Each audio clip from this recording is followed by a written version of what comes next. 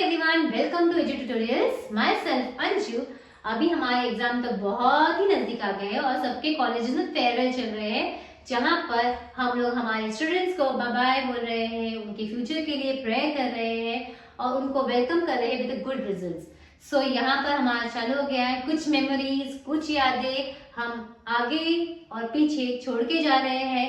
हमारे स्टूडेंट्स हमारी लाइफ में बहुत इंपॉर्टेंट रोल प्ले करते हैं, कुछ हमको अच्छी मेमोरीज देते हैं, कुछ बेस्ट मेमोरीज देते हैं, बट कुछ ना कुछ हमारे लाइफ में सीख देते हैं।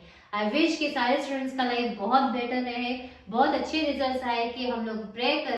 सो आज हम लोग देखने वाले हैं assumption of law of demand. इसके पहले हमारे 2 लेक्चर हो चुके लॉ ऑफ डिमांड के, डिमांड चैप्टर का वो था, उसमें पहला हमने किया था व्हाट इज डिमांड, उसका टाइप्स एंड उसका डिटर्मिनेंट्स। उसके बाद हम लोगों ने किया था लॉ ऑफ डिमांड का table, graph and everything. Now आज हम लोग करने वाले हैं assumption of law of demand. What is assumption? जिस बेसिस पे लॉ एप्लीकेबल है। सो डिटर्मिनेंट्स के जो पॉइंट्स थे वही पॉइंट्स तुम्हारे अजम्पशन में है, खाली क्या करना है, कांस्टेंट वर्ड डाल देना है या नो चेंज डालना है। एग्जाम्पल, मेरा कीवर्ड है 2 3 pins t, तो थोड़े पॉइंट्स कम हो गए हैं। यहाँ हम लोग ने दिया है 2 pins t। 2 pins मतलब 2p, p से price of substitute goods remain constant, again pi से price of complementary goods remain constant, I से आएगा इनकम। सो इनकम के लिए कांस्टेंट लेवल ऑफ इनकम, ठीक है। एन से आएगा no change in expectation of future price, ये पीछे था बट हमने इसको आगे ले लिया है पॉइंट को। एस से आएगा साइज ऑफ पॉपुलेशन, ठीक है, तो no change in size of population. T से आएगा taxation policy, no change in taxation policy. And A से आएगा नो चेंज इन, हमने उसको ए को भी हमने रिप्लेस कर दिया है T2 से, दो टी, ठीक है, that is no change in taste, habits, preference and fashion, ठीक है। अब ये इसी से बन आ रहा है नो चेंज या कांस्टेंट, मतलब ये सारी चीजें चेंज नहीं होनी चाहिए। अगर ये सब चीजें चेंज होती है तो अपना डिमांड ऑटोमेटिकली इफेक्ट होता है। देखिए एग्जांपल, मेरा पहला क्या होता है और सब मेरा सेम, पहला स्टेटमेंट सब सेम है। सो अगर एक स्टेटमेंट को याद करोगे ना कैसे लिखना है, तो डेफिनेटली वो तुमको बहुत इजी पड़ेगा पूरा आंसर लिखने के लिए। पहला पॉइंट क्या था, मैंने आपको बताया price of substitute goods remain constant. ध्यान से सुनो मैं कैसे बोल रही हूँ, so you will get in your mind, वो आंसर अपने आप याद हो जाएगा। Price of substitute goods remain constant. It is assumed that the price of substitute goods remain unchanged. Unchanged या constant मतलब जो change नहीं होना चाहिए। Any change in the price of substitute will affect the commodity. समझ में आ गया? Any change in the substitute will affect the demand of the commodity. मतलब अगर एक substitute का price change होता है तो उसका quantity effect होता है। तो अगर price change नहीं होगा तो वो law applicable रहेगा कि हाँ ठीक है, बड़ा घटा जो भी है वाला, एक बढ़ेगा, एक का प्राइस बढ़ा तो दूसरे की क्वांटिटी बढ़ जाती है, एक की प्राइस घटी तो दूसरी की क्वांटिटी लेस हो जाती है। तो यहाँ पर हमारा जो असम्पशन, तो ये लॉ क्या बोलता है, वो सब कांस्टेंट रहना चाहिए। तो हम लोगों को ये एप्लीकेबल नहीं होता है कि मतलब ये हर चीज कांस्टेंट तो पॉसिबल नहीं होगा, एक्सेप्शंस में देखेंगे। पहला क्या बोलता है, सब्स्टिट्यूट गुड्स का जो है प्राइस कांस्टेंट रहना चाहिए, पहला पॉइंट। फिर price of complementary goods, what complementary goods हम लोग देखा है। सो अभी हमने complementary, what is complementary goods? Complementary goods बोलते हैं भाई बहन, एक के बिना दूसरा अधूरा, वैसे बोल सकते हैं हम लोग। Example, petrol and car. अगर कार है तो पेट्रोल जरूरी है, और पेट्रोल है तो उसके लिए व्हीकल भी जरूरी है जिसमें हम लोग पेट्रोल को डालेंगे। सो इन केस में बोलता है कॉम्प्लीमेंट्री गुड्स कांस्टेंट रहना चाहिए। वो अगर एक का प्राइस बढ़ता है तो डेफिनेटली दूसरे का डिमांड इफेक्ट हो जाएगा। Okay, then constant level of income. What is level of income? पैसा तो बहुत इंपॉर्टेंट रोल प्ले करता है। पैसा ज्यादा तो महंगी चीज भी सस्ती ही लगती है, ठीक है, और पैसा कम तो हमको सस्ती चीजें महंगी लगती है। It's all about income. अगर समझो मैं 1 करोड़ कमाती हूँ तो मुझे नॉर्मल चीजें खरीदने के लिए कोई टेंशन ही नहीं आएगा, बट वही हम लोग 1 लाख कमाते हैं तो थोड़ा सोचना पड़ता है, और वही हम 10,000 कमाते हैं तो हमको और सोचना पड़ता है। सो हमारा इनकम अगर कांस्टेंट रहता है सो तो ये एप्लीकेबल है। बट अगर इंसान, समझो एग्जाम्पल, मेरा इनकम सडनली इंक्रीज हो गया, सो मेरा डिमांड डेफिनेटली इंक्रीज होगा, भले महंगी चीज भी मैं लेके आ जाऊंगी, चलेगा भाई, क्या हो, ये फर्क पड़ता है। तो इसलिए बोलता है law of demand should be, law of demand क्या बोलता है कि एक प्राइस बढ़ा तो क्वांटिटी कम होगी, बट अगर जब मेरा इनकम बढ़ जाएगा तो भले इसका प्राइस बढ़ेगा तो भी मैं उसको खरीदूंगी। तो इसलिए यहाँ पर वो क्या बोलता है कि कांस्टेंट लेवल ऑफ इनकम रहना चाहिए। Is that clear? Then no change in expectation of future price. No change in expectation of future price मतलब क्या? अगर इन फ्यूचर मुझे पता है कि वो चीज और महंगी होने वाली है तो आज भी महंगी रहेगी तो मैं खरीदूंगी ही। सो इसलिए क्या बोलता है कि उसका जो मुझे फ्यूचर प्राइस एक्सपेक्टेशन है वो नहीं होना चाहिए। There should be no change in the future price expectations. समझ में आ गया? Is that clear? Then no change in size of population. Population बढ़ेगा, डेफिनेटली डिमांड बढ़ेगा ही बढ़ेगा, और पॉपुलेशन कम रहेगा तो डिमांड कम ही रहेगा। सो वो क्या बोलते हैं, कांस्टेंट लेवल रहने दो, तो कि हम वो अजम्पशन के बेसिस पे डिमांड को कैलकुलेट कर सकते हैं कि कैसा है, क्या नहीं है। तो अगर सडनली मेरा पॉपुलेशन बढ़ जाता है तो मेरा डिमांड भी डेफिनेटली बढ़ जाता है। सो ये क्या बोलते हैं, there should be no change in the size of population. पहला पॉइंट सबको ऐसे डालो, the size of population should remain constant. अगर साइज ऑफ पॉपुलेशन कांस्टेंट रहेगा तो वो उसका अजम्पशन बेसिस बोलता है कि ये कांस्टेंट रहना चाहिए। इंसान का सब्सिट्यूट गुड भी चेंज नहीं होना चाहिए, प्राइस कॉम्प्लीमेंट्री का गुड प्राइस चेंज नहीं होना चाहिए, कांस्टेंट लेवल ऑफ इनकम रहना चाहिए, एक्सपेक्टेशन ऑफ फ्यूचर प्राइस नहीं मांगना चाहिए, no change in size of population, no change in taxation policy. अगर समझो हमारे गवर्नमेंट हम पे कंटिन्यूअसली टैक्स डालेंगे तो डेफिनेटली हमारा डिमांड इफेक्ट होगा, बिकॉज मुझे टैक्स भरना है और मेरे पास एक लिमिटेड अमाउंट है, तो मैं टैक्स भरूंगी तो कोई चीज खरीदूंगी कैसे? तो कांस्टेंट लेवल ऑफ टैक्सेशन रहना चाहिए, मतलब टैक्सेशन का जो रेट है नॉर्मल रहना चाहिए कि लोग अफोर्ड कर सके। तो हमको घड़ी घड़ी चेंज नहीं होना चाहिए, जो है उसके बेसिस पे। जीएसटी का रेट सडनली डिक्रीज हुआ है या कभी कभी बजट एकदम बढ़ जाता है, सो वो हमारे इनकम को या हमारे डिमांड को इफेक्ट करता है। तो बोलते हैं घर की जितना बड़ा चादर उतने ही पैर फैलाने चाहिए, उससे ज्यादा नहीं फैलाना चाहिए। सो हमको कोशिश करनी चाहिए कि हम लिमिटेड में काम करें। तो गवर्नमेंट का अगर टैक्सेशन बहुत ज्यादा आता है तो हमारा जो भी है डिमांड को इफेक्ट हो सकता है, इसलिए बोलते हैं no change in taxation policy.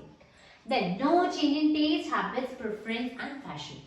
अब कुछ भी नया फैशन आ गया, भले ही महंगा रहेगा हम ले लेते हैं, हमारा टेस्ट है, हमको जो चीज पसंद है हमको वो लेनी ही है। हमारा जो भी बोल सकते हैं हैबिट्स है, एक किसी को टबैको खाने की आदत है तो वो कितनी भी महंगी हो जाएगी वो खरीदने वाला ही है, ठीक है, तो वो उसका डिमांड इफेक्ट करेगा। तो वहां पर उनकी प्राइस चेंज नहीं होना चाहिए। अगर प्राइस चेंज हो रहा है मतलब वहां पर हमारा लॉ एप्लीकेबल है, तो वो बोलता है अजम्पशन क्या बोलता है, इंसान का टेस्ट, जो मेरा टेस्ट है, टू बी वेरी ऑनेस्ट हमारा taste with time, with age, with everything change होता है। So it's not possible. Habits, इंसान की आदतें चेंज होती है, बचपन में कुछ और, बुढ़ापे में कुछ और, जवानी में कुछ और। ओके हमारे प्रेफरेंस भी हमारे एज के हिसाब से चेंज होते रहते हैं। एग्जाम्पल, बचपन में एक बच्चे को माँ ज्यादा अटैच रखती है, फिर वो जब स्कूलिंग में जाता है तो उनको हमारे फ्रेंड्स ज्यादा अच्छे लगते हैं, हमारी टीचर्स अच्छी लगती है। फिर वो थोड़ा बड़ा होता है तो वो और कॉलेज लाइफ में जाता है, देन फिर कलीग्स, उनके जो आसपास के लोग रहते हैं, वो प्रेफरेंस थोड़े चेंज होता है। फिर एक बार शादी हो गई तो शादी के वाइफ प्रेफरेंस, एंड वाइफ के बाद अगर बच्चा हो गया तो वो बच्चे हमारे प्रेफरेंस हो जाते हैं। तो इंसान का प्रेफरेंस चेंज होते रहता है, इंसान की चॉइस चेंज होती रहती है। तो वैसे ही हमारे डिमांड्स की बात आती है कि अगर हमारे जो प्रेफरेंस अगर चेंज होते रहेगा तो हमारा डिमांड भी चेंज होता रहेगा। Is that clear? और फैशन तो हमारे बहुत इफेक्ट होता है। कुछ ओल्ड फैशन हो गया तो हम वो चीज नहीं लेना चाहते, नया फैशन की चीज है तो भाई महंगी है तो भी हम ले लेते हैं, ठीक है। तो अजम्पशन क्या बोलते हैं, ये सब चीजें कांस्टेंट रहेगी तो हमारा लॉ ऑफ डिमांड एप्लीकेबल है।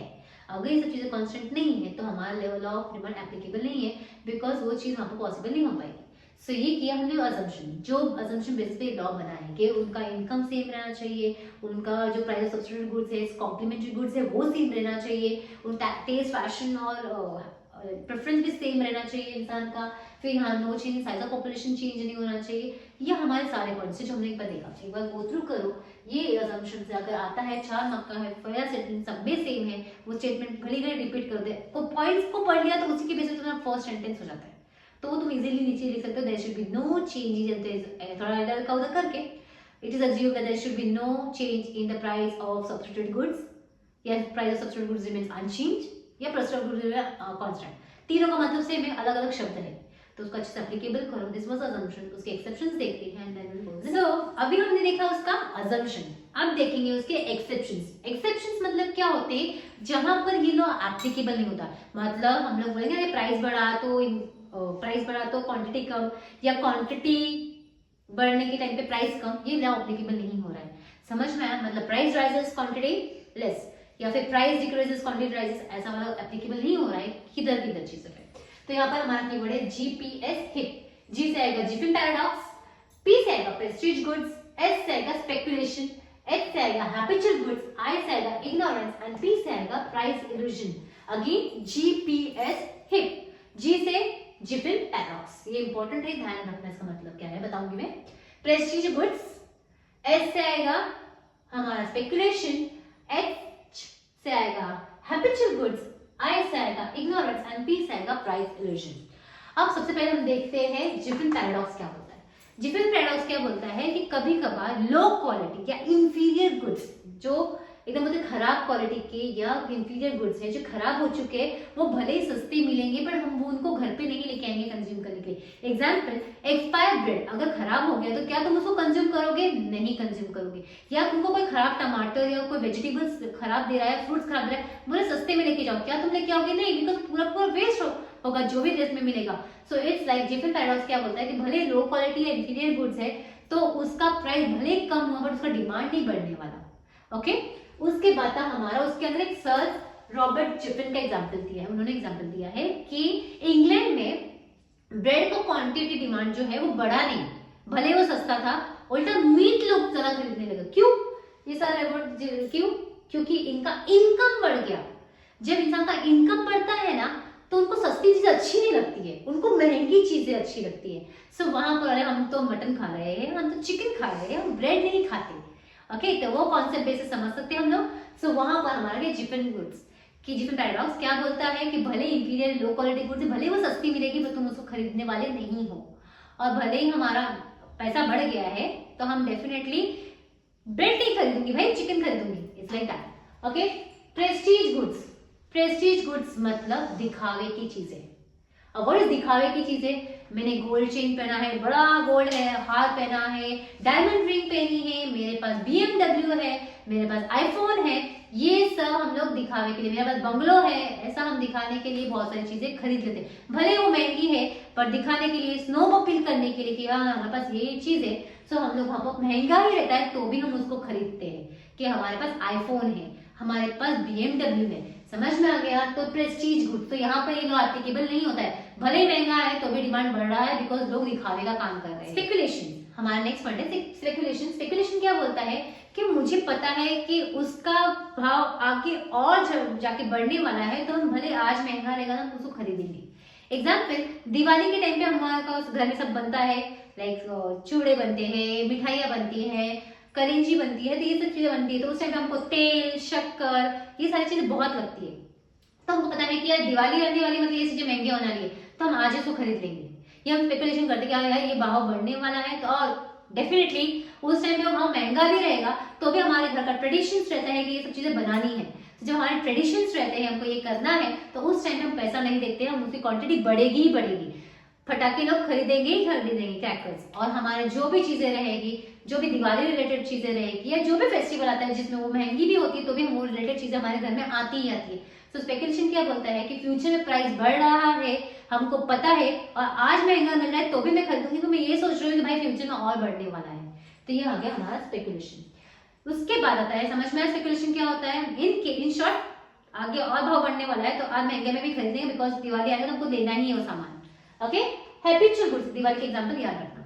हैबिचुअल गुड्स क्या होते हैं? जिसकी आदत होती है, और जो चीज की आदत होती है वो छूटती नहीं है, तो कितनी भी महंगी हो जाएगी ना, उसकी क्वांटिटी कम हो जाएगी तो भी हम लेने वाली। एग्जाम्पल, मुझे रोज सुबह चाय पीने की आदत है तो टी कितना भी महंगा हो जाएगा, अदरक वाली चाय वो डेफिनेटली मैं पीऊंगी ही पीऊंगी।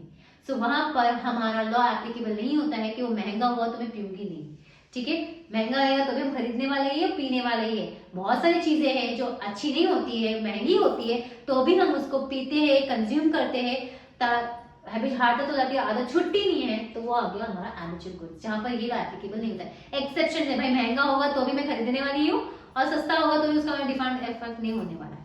Okay, ignorance. इग्नोरेंस मतलब क्या होता है? इग्नोरेंस का मतलब होता है मुझे पता ही नहीं है।